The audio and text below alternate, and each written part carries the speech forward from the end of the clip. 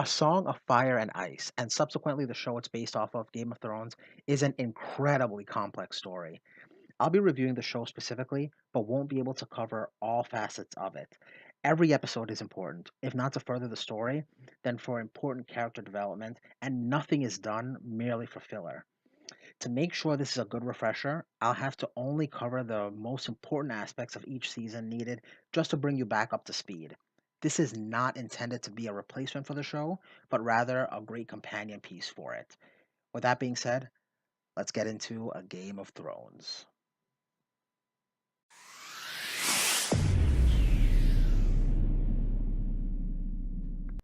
All right, let's get into season 2. Now, at Joffrey's name day tournament, Sir Godolph the Red of House Holland arrives drunk, and when Joffrey has him killed because of this, or orders to have him killed, Sansa spares his life. Tyrion arrives in King's Landing with Shae and reveals to the small council that in Tywin's absence, he will actually be Hand of the King. Everyone sees this red comet in the sky and thinks that it symbolizes something different. The Northerners, they believe that it's because Ned Stark was killed and it's his blood. The people in King's Landing thinks that the Lannisters will rule forever because it's a Lannister red. People in Winterfell, they believe that Robb will win the war because that symbolizes the blood that he will kind of shed across the countryside. However, the wildling girl Osha in Winterfell, she believes that it's because dragons will walk the earth once more.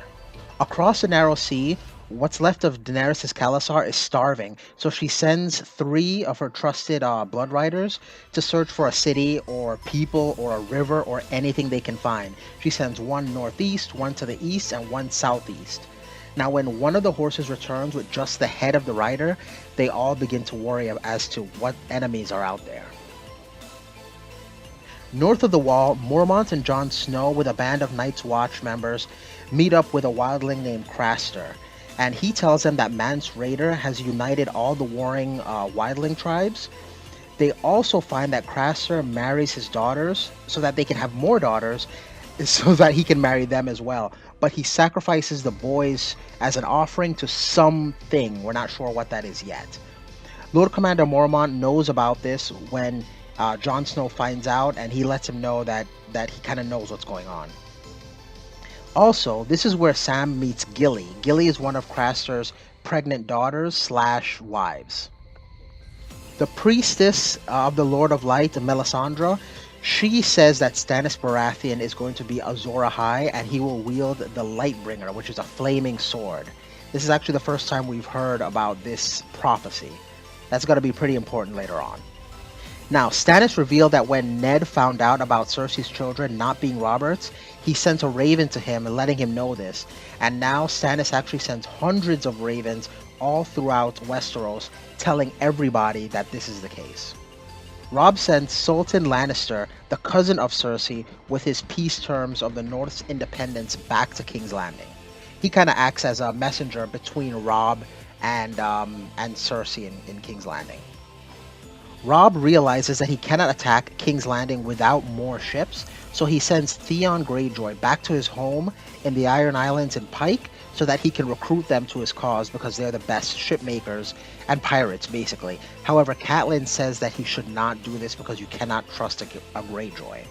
However, he sends his mother to the Stormlands to try and recruit Renly Baratheon and his men because he has actually the largest army out of everybody right now.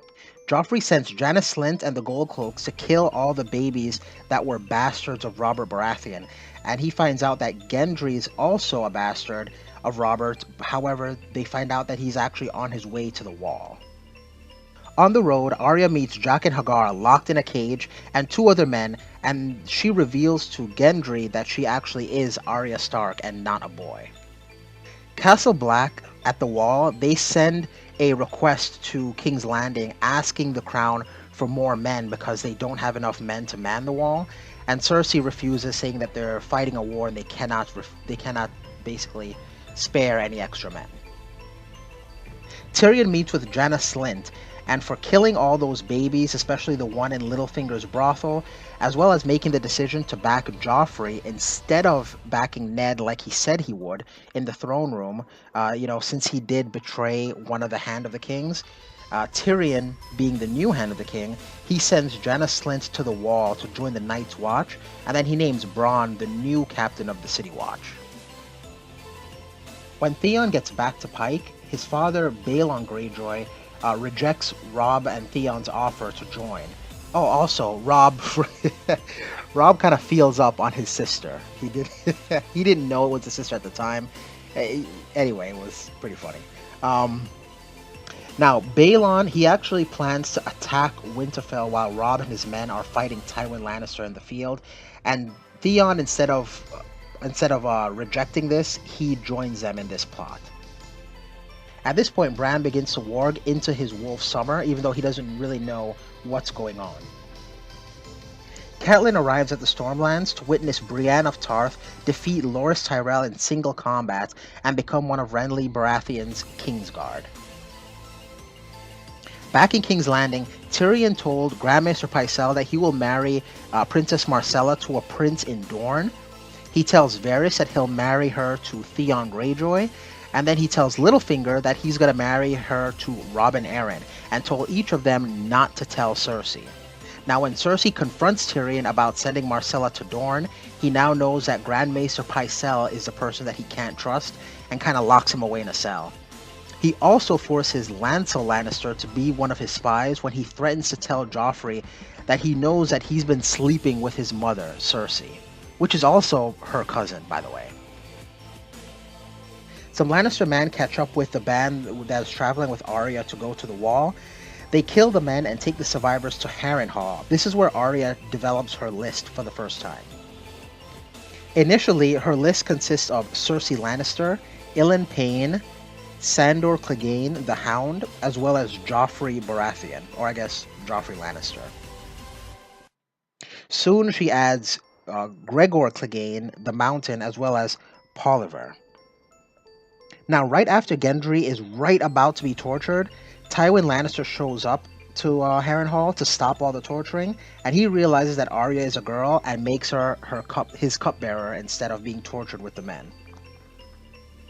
Back across the Narrow Sea, one of Daenerys' blood riders returns saying that the city of Qarth will welcome them.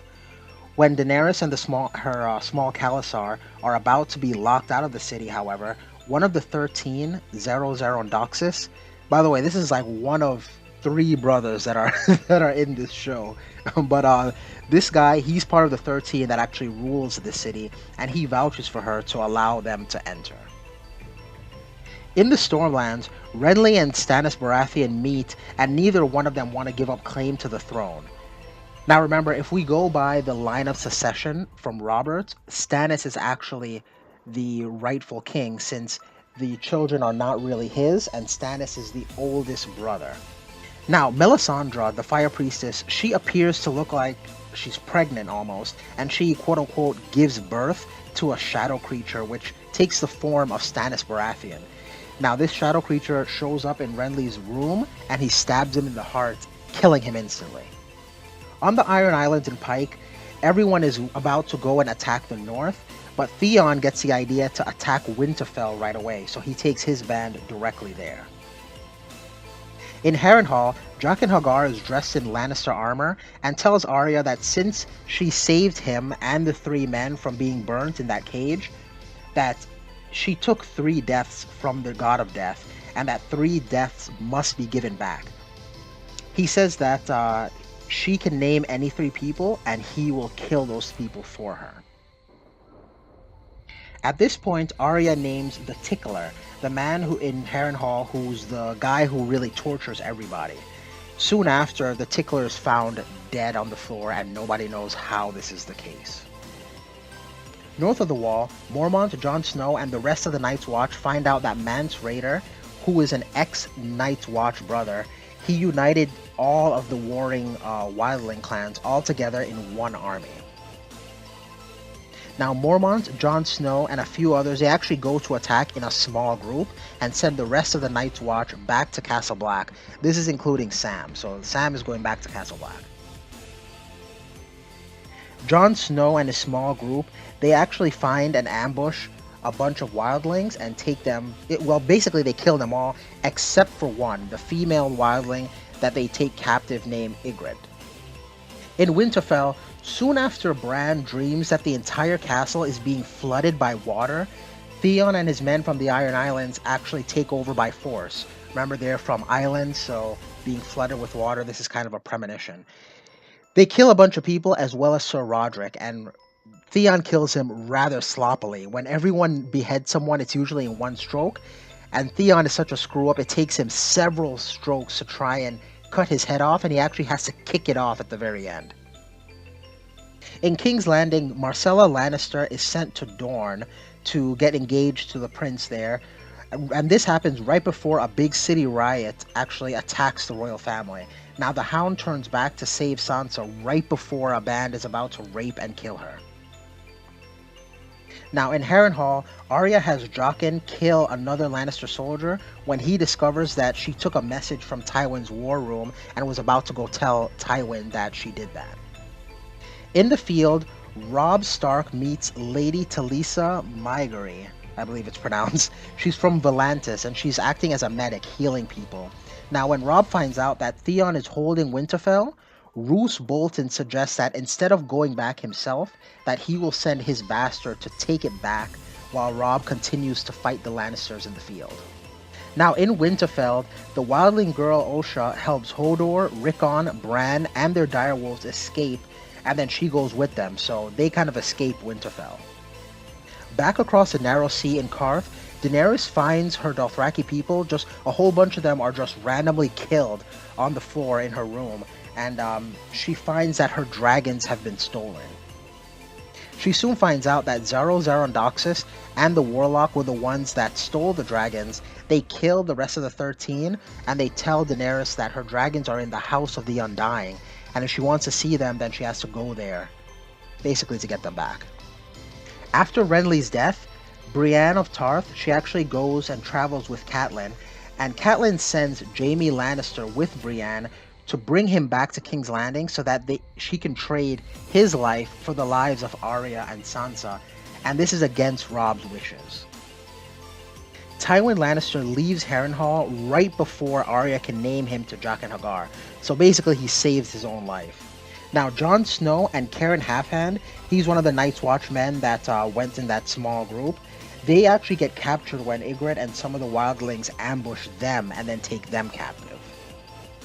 On the way back to Castle Black, Sam and some of the other Night's Watchmen find Dragonglass wrapped in a Night's Watch cloak, and it's hidden under a stone marked by the first men.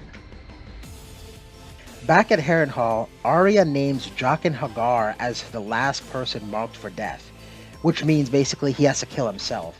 Now to get unnamed, he agrees to help Arya, Hot Pie, and Gendry escape, which basically requires more than one life to be killed, so this is why Arya named him to begin with.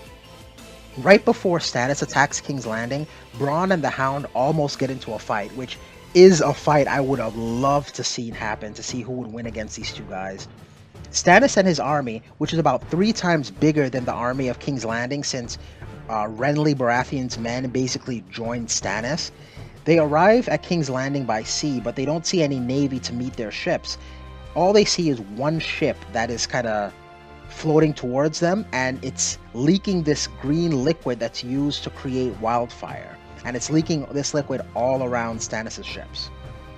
When Tyrion gives Bronn the signal, he shoots a fire arrow, kind of Legend of Zelda Link style. He shoots a fire arrow into the ship, and it creates a huge explosion of wildfire, taking out hundreds of his ships, and kind of helps even the odds as far as their army numbers go. Even though so many men were lost, Stannis continues the assault on King's Landing. Now when they make it to the shore, seeing all the men on fire, the Hound gets freaked out and he flees from the battle. Just when the Lannister men begin to become discouraged because they see the Hound leaving, Joffrey is called back to his chamber at Cersei's command, and they feel like they're losing the fight, Tyrion rallies all of them and inspires them to continue fighting. Now during the fight, Sir Maedren Moore, one of the Kingsguard, turns on Tyrion and almost kills him when he slashes at his face. Now Podrick Payne saves Tyrion by killing Sir Meryn, and then shortly after, Tywin Lannister arrives with his men as well as the Tyrell army. Now keep in mind, when Renly died, he was married to Margaery Tyrell, and even though when the Baratheon men, they went to Stannis' army. The Tyrell army, they went to the Lannister army. So when Tywin shows up with the Lannister army as well as the Tyrell army, it tips the favor enough to the Lannisters that Stannis actually has to retreat. After the battle, Tyrion is no longer Hand of the King since Tywin is back in the city, and Joffrey gives Harrenhal to Littlefinger for helping them to join the Tyrell army to the Lannister army. He also gets engaged to Marjorie Tyrell, basically forsaking his vow to marry Sansa. Back in Winterfell, when Theon and his men realize that they're surrounded by Northerners and nobody from the Iron Islands is coming to help them, they abandon the castle, they knock out Theon, leave him there, kill Maester Luwin rather, and they basically burn Winterfell down to a ruin. In the field, Robb ends up marrying Talisa, even though his mother tells him to honor the promise he made to marry Walder Frey's daughter. Outside of Harrenhal, Gendry, Hot Pie, and Arya see Jaqen H'ghar as they're escaping. Arya asks to learn to fight the way he does, and he invites her to come to Braavos, but she says she has to stay to see the rest of her family, basically. He gives her a coin, telling her that whenever she's ready to learn, that she can give it to anyone from Braavos and tell them Valar Morghulis. Am I saying that right? Valar Morghulis. In Qarth, Daenerys enters the House of the Undying, which is a tower with no doors or windows, and while inside she sees multiple visions. She sees one where she's in the room where the Iron Throne sits, and the ceiling is completely destroyed, and for some reason the entire floor is covered in snow. She sees another vision where she's north of the wall, and in a tent she sees Drogo and a baby boy, apparently, which is her son. Now, after she gives up staying with Drogo, she actually finds that her dragons are in the tower as well as the Warlock, and the Warlock explains that with the birth of the dragons, their magic has returned to them, and they intend on keeping her captive there since it boosts their magical abilities. Now, when he tries to imprison her, the three dragons basically attack and burn the Warlock to death. I don't know what he thought would happen, that they just wouldn't attack, but anyway, they basically burn him to death as a baby. North of the wall, Qhorin Halfhand starts a fight with Jon Snow as they're being held captive.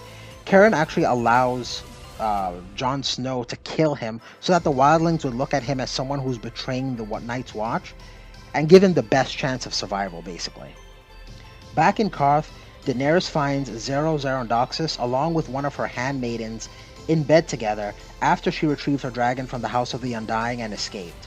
She opens the vault that Zero had and then locks both of them inside, basically leaving them to die in there. She then raids the castle of all its gold and jewels so that she's able to buy a ship. North of the wall, Sam and two of the Night's Watchmen, they hear 3 horns blow. This is the signal that Sam warned them about that hasn't been used in hundreds of years, and this signals White Walkers are coming. Now, being left behind, Sam witnesses a legion of undead, and they're all being led by a White Walker on a horse. And that is where Season 2 ends. Thank you so much, you guys, for watching. Now, if you enjoyed this, please hit the like button. And if you haven't already, hit subscribe so that you can get more videos like this one. Now, a great way to get refreshed is to meet me back, because I'm going to actually be doing every season of Game of Thrones this way. So hit that little bell icon so you can see as soon as a video comes up. Thanks again. Don't get beat up out there, you guys. Peace.